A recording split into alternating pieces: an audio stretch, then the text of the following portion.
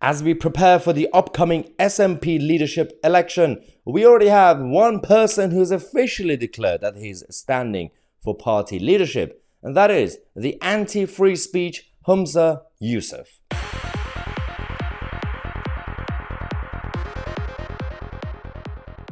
Soon we're going to say, oh, bring back Nicola Sturgeon. Please come back, Nicola Sturgeon, if Humza Yousaf becomes the leader of the SNP. Oh dear God.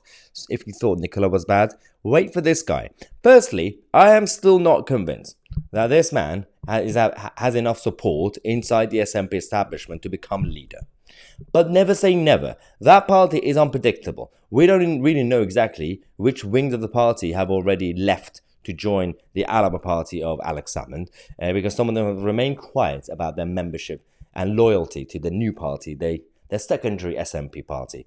SNP party is already SNP. But let's talk about this guy. Let's give you some latest, some sort of summary of the character that is Humza Yousaf. I think it's important for us to go through each person, each candidate, as they pop out to declare their ambitions, because it's important, regardless of party loyalties, left, right, England, Scotland, it's important for the rest of the country to know who these idiots are. First things first, this is Humza Yousaf. Welcome, Mr. Yousaf.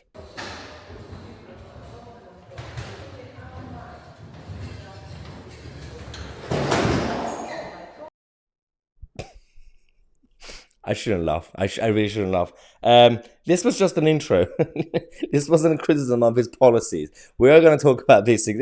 I don't know what happened here, but things happen again. But let's talk about the qualities that this man has. He is a very, very skilled liar. He is very good at lying. This is one example of him talking on TV about the opinion polls on the SNP, on the Scottish referendum, and on Scottish separation, or independence as they call it, as a whole. He got caught lying. I don't know where you're basing that on. We have a pro-independence majority in the Parliament behind me, elected by the people of Scotland. Almost every poll that has come out has shown not only just that independence is in the majority, that people want to see a referendum.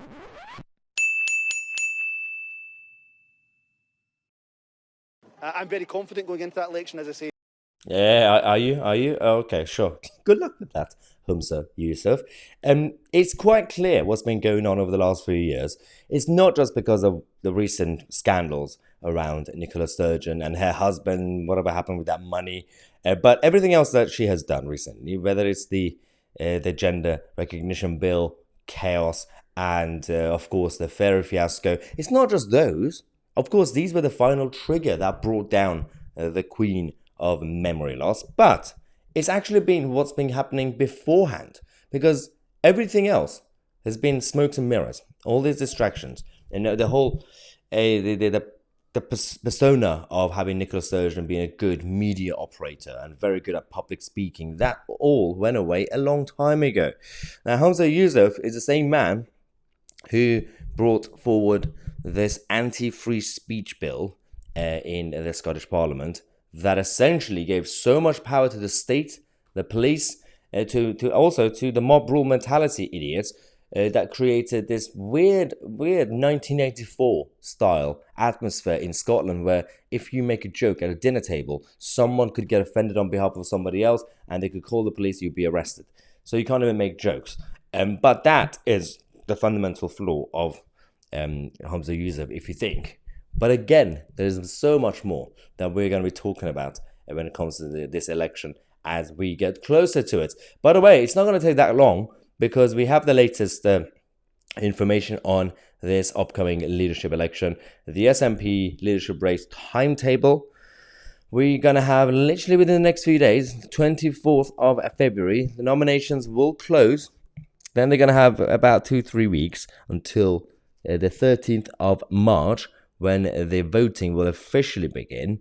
But that's going to go until the 27th of March, when the voting ends. I'm not really sure why they need that much time. They could do it the way the Tories did, like just rush it. Just get it over with. We don't care. Just find the next nutter to become the pseudo-tyrant of Scotland and see what happens in the next election, because the latest numbers that we have, Scottish Labour Party are coming up. They are doing quite well. They're literally like 1 or 2 points behind the SNP.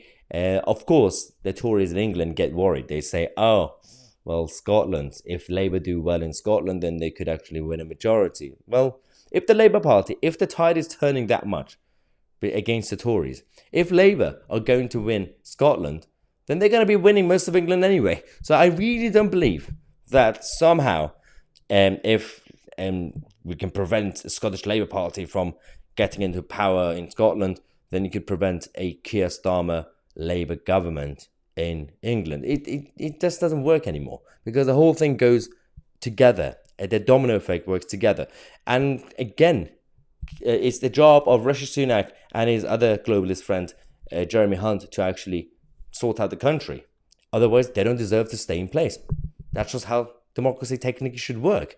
But unfortunately, the alternative is Keir Starmer. So it's a bit of a lose-lose. So yes, we're going to have a great few years, the next 5 years, well, technically the next 7 years. And this channel will continue to give you guys all the updates. Thank you so much for all the support. I'm Mahyar Tousi, and we are the media.